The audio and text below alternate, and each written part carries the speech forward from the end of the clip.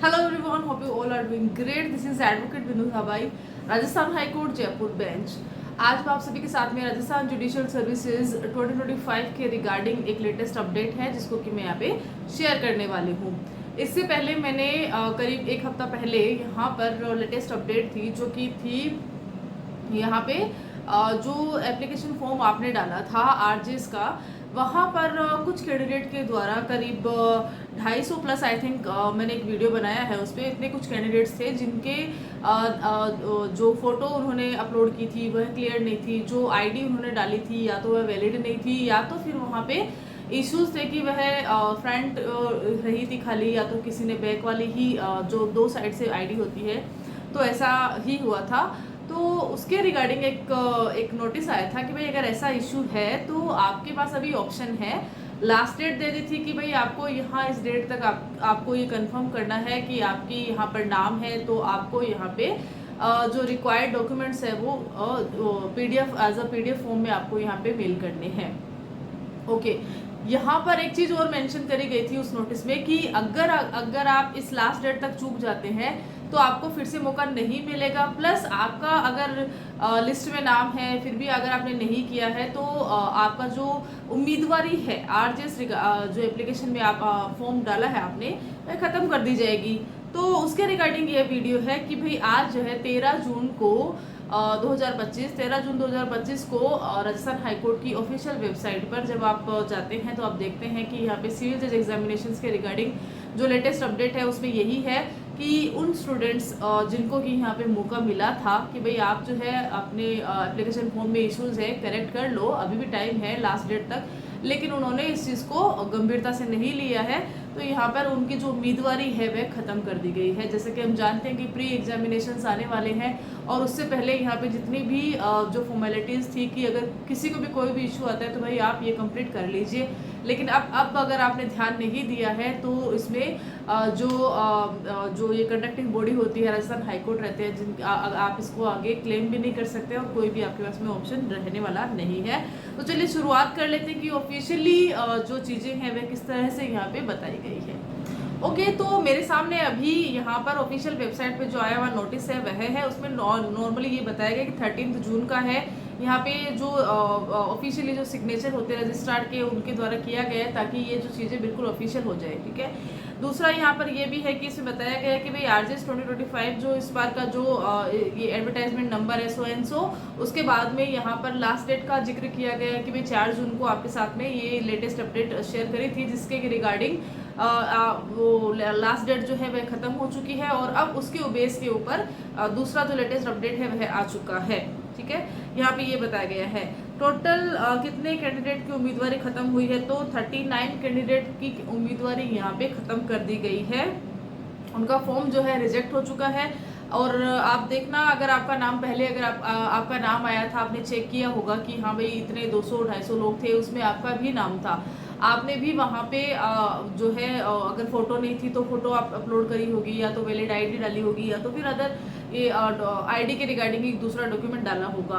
अब आपको जाके चेक करना है कि भाई अगर उसमें आपका नाम है मीन्स कि अभी भी आपने डिफ़ॉल्ट कर दिया, अभी भी आपने वहाँ पे सही तरीके से चीज़ें अपलोड नहीं करी है।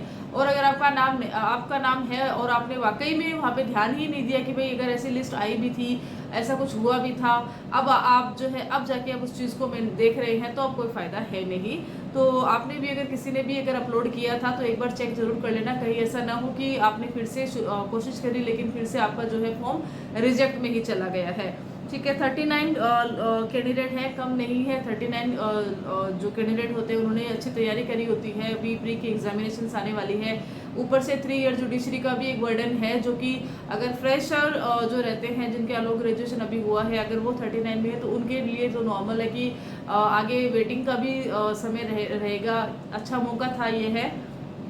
और कहीं ना कहीं ये भी है कि भाई देखिए हर एक चीज़ ज़रूरी है यहाँ पे। अगर आपकी उम्मीदवारी ख़त्म हो रही है, आपने बहुत अच्छे स्टूडेंट हो, बहुत अच्छे से तैयारी कर रहे हो, सब कुछ है, लेकिन आपने फॉर्म सही से नहीं भरा है करेक्शन करने का मौका मिला, उसमें आपने अपडेट नहीं दिखाई। ये होता है ना कई बार कि एग्ज़ाम रहती है तो हम सोशल मीडिया ये सब से थोड़ा सा दूरी बना लेते हैं, फ़ोन को, स्टेटस को या किसी चीज़ को कम से कम देखते हैं। बट कोशिश कीजिए कि आप जिस भी एक जो आपको लगता है कि भरोसेमंद आपका कोई भी गाइड है, उससे आप टच में रहिए।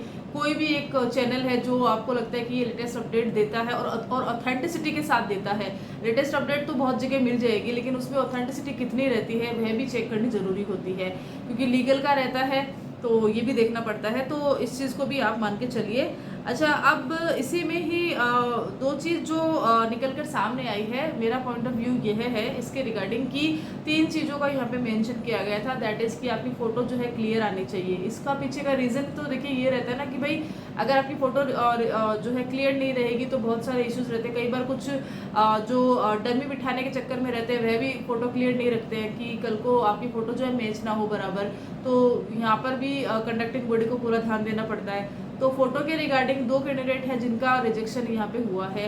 बाकी मेन जो मोटा कारण बना है वह रहा है आपकी आइडेंटिटी प्रूफ आपने सही से अपलोड नहीं किया है। आपने देखा होगा कि कई बार हम किसी भी डिपार्टमेंट में जाते हैं, कहीं पर भी जाते हैं, हम इंटरव्यू के लिए जाते हैं, तो वहाँ पे अगर हम अपने डॉक्यूमेंट्स सबमिट करवाते हैं तो एक इम्पॉर्टेंट चीज़ ये होती है कि वहाँ पर आप जैसे मान लिया आपके पास आधार कार्ड है तो आपको आधार कार्ड का बैक और फ्रंट दोनों साइड से आपको वहाँ की फ़ोटोज़ जो रहती है उसको क्लिक करना होता है और उसको सबमिट करवाना होता है। PDF फॉर्म में अगर आप मेल कर रहे हो तो वैसे कीजिए, और अगर आपको ऑफलाइन करना है तो दोनों साइड से आपको अपने सिग्नेचर जो है लगाने होते हैं। तो इस तरह से आप कीजिए। तो जो भी रिक्वायरमेंट मांगी जाती है उस हिसाब से करना है। तो यहाँ पे बैक एंड फ्रंट का जो आइडेंटिटी प्रूफ है वह लगाने में बहुत सारे स्टूडेंट्स हैं फेल हुए हैं, और इसके रिगार्डिंग उनका जो उम्मीदवारी है RJS के रिगार्डिंग वह ख़त्म हो गई है, रिजेक्ट कर दी गई है। अब क्या इसके आगे उनको क्लेम करने का मौका मिलेगा? क्या वह अपनी उनको राजस्थान हाईकोर्ट मौका देगा इसके रिगार्डिंग? तो नहीं, ऐसा नहीं है। इस वाले जो एग्जामिनेशन है उसमें आपको कोई भी मौका नहीं मिलने वाला है। ऑफिशियली आपकी जो उम्मीदवारी है, जिस किसी का भी नाम लिस्ट में था और उसने ध्यान नहीं दिया और उसने ध्यान दिया है, लेकिन अभी जाके वो चेक करेंगे, उनको लगता है कि हाँ ख़त्म हो चुकी है उम्मीदवारी, तो उनके पास अदर अभी कोई ऑप्शन है नहीं। ऑप्शन इतना ही है कि नेक्स्ट जब भी ये वैकेंसी आती है उस समय आपको अलर्ट रहना है। एप्लीकेशन फॉर्म में इस बार अगर आपके साथ इश्यूज़ आए तो कोशिश कीजिए कि नेक्स्ट टाइम आपके साथ में ये इश्यूज़ बिल्कुल भी ना आए।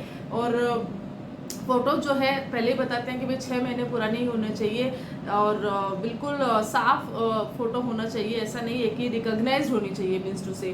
तो ये था एक छोटा सा अपडेट था रिगार्डिंग RJS एग्जामिनेशंस। बहुत से बच्चे होते हैं जो इस एग्ज़ाम को देते हैं, तो एग्ज़ाम के रिगार्डिंग लेटेस्ट अपडेट भी अगर उनको टाइमली मिल जाती है तो ये काफ़ी इन्फॉर्मेटिव हो जाता है। तो अभी आपके एग्जामिनेशंस आने वाले हैं, प्री एग्जामिनेशंस आने वाले हैं, उसके लिए ऑल द वेरी बेस्ट। उसके रिगार्डिंग भी कुछ भी ड्रेस कोड का आता है या लेटेस्ट अपडेट जो भी आती है, आप चैनल से जुड़े रहना, मैं आपको यहाँ पे शेयर कर दूँगी।